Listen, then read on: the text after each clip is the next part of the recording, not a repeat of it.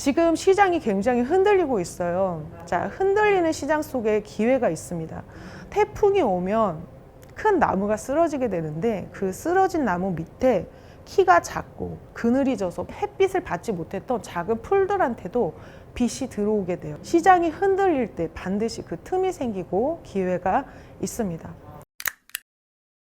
우리가 그 부동산이라고 하는 데서 자유로울 수가 없는데요. 집값이 많이 올랐는데 또 떨어진다고 하고, 지금 더 떨어지면 어떡하지? 이렇게 해서 못 사는 사람도 있고, 또 안 사자니 이러다 나만 처지는 거 아니야? 이런 두 가지 생각을 다 가지고 있어요.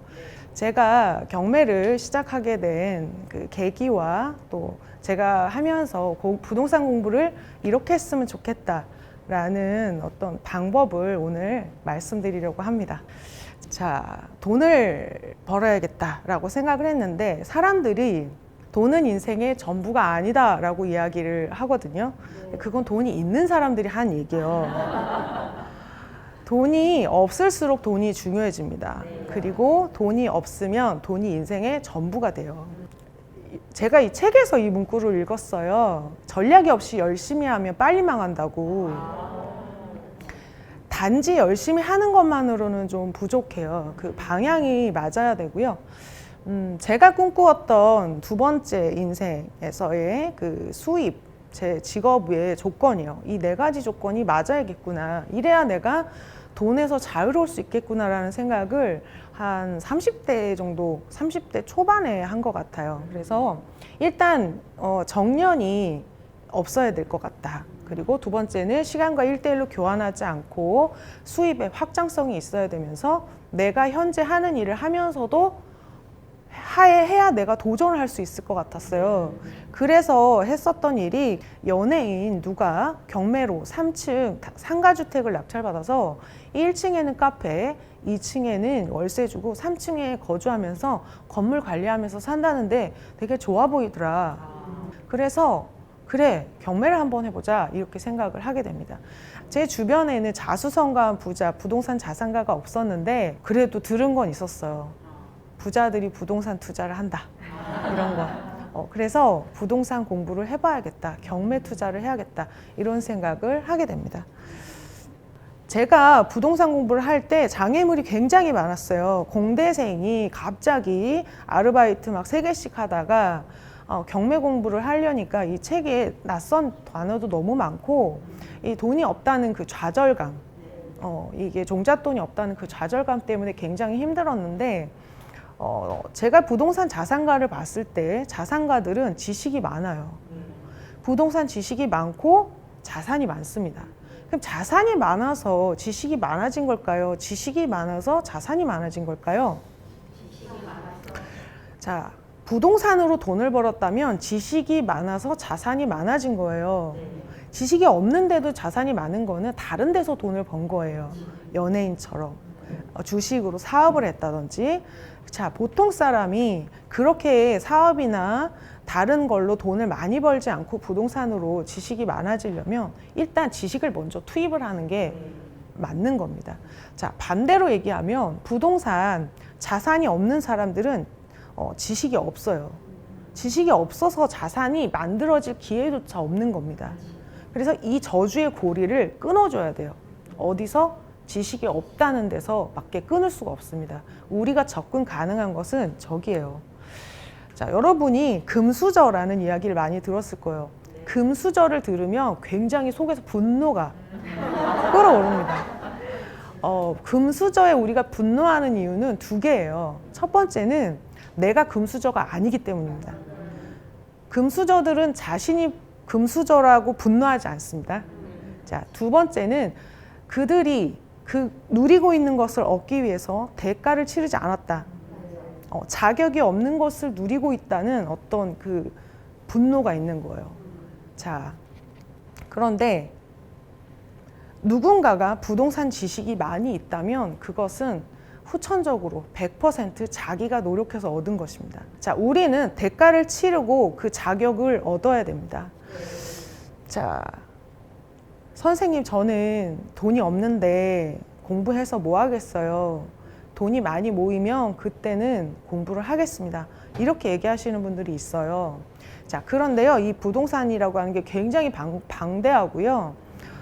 시간이 좀 걸립니다. 공부를 하는데 굉장히 시간이 걸리고, 제가 2016년도부터 부동산 공부를 했는데 아직도 공부할 길이 많아요.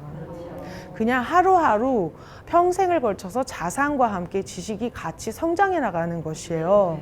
자, 제가 부동산 커뮤니티에 있으면서 이 부동산으로 성공한 사람도 보고 실패한 사람도 보게 됐는데, 이 사기를 당하는 유형이 있잖아요. 자, 부동산으로 사기당하는 유형이 굉장히 여러 가지가 있는데요. 가장 흔한 유형 중에 하나가 뭐냐면은, 일단 여러분, 돈이 없으면 사기는 당하지 않습니다. 돈이 있으니까 사기를 당하는 거예요. 일단 굉장히 안심하셔도 될 것 같아요. 돈이 없어서 불편하신 분들은 일단 나는 돈이 없어서 사기는 당하지 않는다라는 거. 자, 제가 보니까 어떤 사람들이 사기를 제일 많이 당하냐면은, 돈이 있고 결단력 있는 불인이들이 사기를 많이 당해요. 자, 돈이 있는데 내가 잘 모르는 걸로 돈을 벌고 싶어 하는 그 마음을 사기꾼들이 낚습니다. 그래서 돈이 없을 때 부동산 공부를 해서 자산이 생겼을 때 이 자산을 지킬 수 있는 지식이 필요한 거예요. 그래서 돈이 없을 때부터 공부를 해야 합니다. 자, 그러면 공부를 어떻게 하면 좋을까요? 라고 합니다.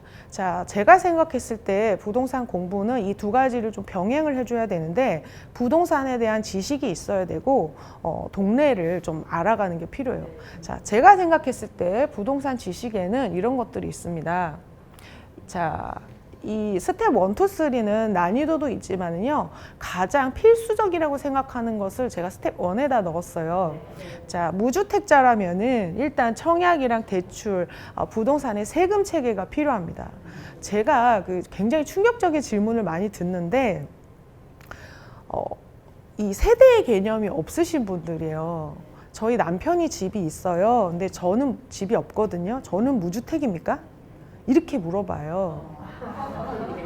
이혼하시면 무주택입니다. 자, 이렇게 말씀을 드리거든요.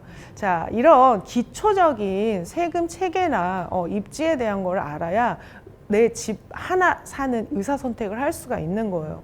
그리고 더 나아가서 내가 만약에 종잣돈도 없고 저축도 잘 안 된다라고 하신다면은 또 사전청약도 좋은 방법이 될 수가 있어요. 사전청약은 당첨이 돼도 본청약까지 계약금을 납부하지 않아요. 자, 내가 본청약을 기다리고 있다 그러면은 계약금 한 4천만 원, 요 정도는 모을 수가 있습니다. 일단 목표를 가지고 단기간에 할 수가 있고, 내가 이것저것 안 되는 애매한 위치다라고 한다면은 경매, 부동산 전망, 지역별 특징, 어떤 시장의 틈을 파고 들어가야 된다고 생각해요. 그리고 주거용 투자의 제일 높은 단계는 이제 재개발, 재건축 같은 게 가장 높은 단계라고 볼 수가 있습니다. 자, 이런 지식들을 공부함과 동시에 이것은 어떻게 사는가라는 방법의 논의고, 무엇을 살까라는 것을 결정하기 위해서는 이 또 지역을 알아야 돼요. 우리 사람들은 한 지역을 많이 벗어나서 살지 않습니다. 이 내가 아는 지역, 그리고 이사 가서 살아봤던 지역, 우리 엄마네 동네, 요 정도밖에 알 수가 없어요. 한 동네에서 쭉 자라서 오래 살았던 사람이 부동산 투자를 해야 되겠다고 마음 먹으면은 어떤 일이 벌어지냐면은, 고등학교 졸업하자마자 처음 만난 남자랑 결혼하는 그런 느낌 있잖아요. 좀 사람을 많이 만나보고 결혼을 선택을 하면 좋을 텐데, 선택지가 너무 적어서 내가 아는 동네에서 제일 좋은 건 이건 거예요. 근데 서울 25개구, 경기도 23개시를 봤을 때 이게 베스트는 아닐 수 있거든요. 그래서 아는 지역을 넓혀가는 게 굉장히 중요합니다. 자, 지역을 넓혀가는 것은 일단 그 동네를 한번 가보는 것으로 시작해요. 일단 가서 낯선 것을 없애는 거죠. 어떤 사람이 모르는 동네에서는 돈을 벌 기회가 안 온다고 생각하시면 딱 맞아요. 내가 아는 데서만 나에게 돈 벌 기회가 오는 겁니다. 제가 이제 강의를 하다가 안산이라는 동네를 갔었어요. 그 안산은 이제 외국인 근로자분들이 많다, 그리고 사고가 많다라는 인식 때문에 지역적인 편견이 있는 동네예요, 안산. 그래서 이 수강생분이 그렇게 얘기하시는 거예요. 선생님이 안산을 가져가실 때 저는 좀 이상했어요. 아니, 안산은 외국인이나 사는 동네, 중국인이나 사는 동네인데 왜 가져가셨을까? 근데 가서 보니까 너무 좋다는 거예요. 거기 초지역은 가보면 새 아파트 가격이 10억이에요. 안산 10억입니다. 제주도도 10억이에요.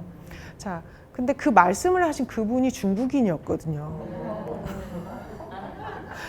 본인이 그렇게 얘기를 하시는 거예요. 자, 아는 지역을 넓혀가는 게 굉장히 중요합니다. 그리고 시간이 오래 걸려요. 내가 그 곳을 한번 땅을 밟아본다는 건 굉장히 오래 걸리고, 갔을 때 아, 나 여기서 살고 싶다. 얼마지? 생각보다 괜찮네. 여기 이런 호재도 있네. 일단 그 동네를 가보면 그 동네에 관련한 뉴스가 들리기 시작하실 거예요. 그래서 그 동네를 한번 가보는 게 굉장히 중요하고, 더 용기를 내면 부동산도 한번 들어가 보고, 이게 첫 시작이라고 할 수가 있습니다. 이 두 가지를 동시에 해야 돼요. 부자들이 더 열심히 공부합니다. 왜냐하면 돈을 벌어봤기 때문에 그래요. 그걸로 돈을 벌어봤기 때문에. 꿈을 이루고 싶으십니까? 혹시 그 꿈이 부자가 되는 꿈입니까? 사람들은 여러 가지 꿈을 가지고 있는데 꿈을 꾼다고 다 이룰 수 있는 건 아니에요. 그렇지만 부자가 되는 꿈은 누구나 이룰 수 있는 꿈이에요. 가난하기로 정해진 그런 운명은 없기 때문에 그렇습니다. 저는 경매를 가난하기 싫어서 시작했어요. 자, 부자가 되겠다는 그런 야망 같은 건 없었고, 내 삶이 유지가 되는 어떤 그냥 소득이 필요했기 때문에 경매를 시작했는데, 원룸 전세 6천만 원 있을 때 그거를 빼서 4천만 원으로 경매를 시작을 했습니다. 낙찰이 쉽지 않았어요. 그래서 남들이 못하는 어려운 물건을 해야겠다 생각해서 특수물건 위장임차인을 낙찰받았고, 그 물건 한 개로 종잣돈이 1억이 됩니다. 그리고 저는 그 투자를 계속 하게 돼요. 선생님 대단하십니다. 저는 대단한 게 아니고요. 제 삶이라 포기할 수가 없었기 때문에 했었던 거예요. 자, 저도 선생님처럼 그렇게 해보고 싶습니다 하시는데, 자, 제가 치른 대가를 다 치르면 저보다 더 잘 하실 수 있을 거라고 생각을 합니다. 자, 제가 생각할 때 사람들이 꿈을 이루지 못하는 이유는 꿈을 싸게 살려고 하기 때문에 그래요. 대가를 조금 치르고 싸게 사려고 해요. 자, 대가를 충분히 치르면 다 할 수가 있는 겁니다. 지금 시장이 굉장히 흔들리고 있어요. 자, 흔들리는 시장 속에 기회가 있습니다. 태풍이 오면 큰 나무가 쓰러지게 되는데, 그 쓰러진 나무 밑에 키가 작고 그늘이 져서 햇빛을 받지 못했던 작은 풀들한테도 빛이 들어오게 돼요. 시장이 흔들릴 때 반드시 그 틈이 생기고 기회가 있습니다. 자, 어쩌면 경매가 내 집을 마련할 수 있는 수단이 될 수 있는 분들도 있을 거라고 생각해요. 자, 평생을 돈을 벌면서 지냈는데 우리 아버지들이 노년에 돈이 없어서 슬프고 불편하시지 않았으면 좋겠습니다. 오늘 초대해 주셔서 감사드리고요. 이렇게 강연 마치겠습니다. 감사합니다.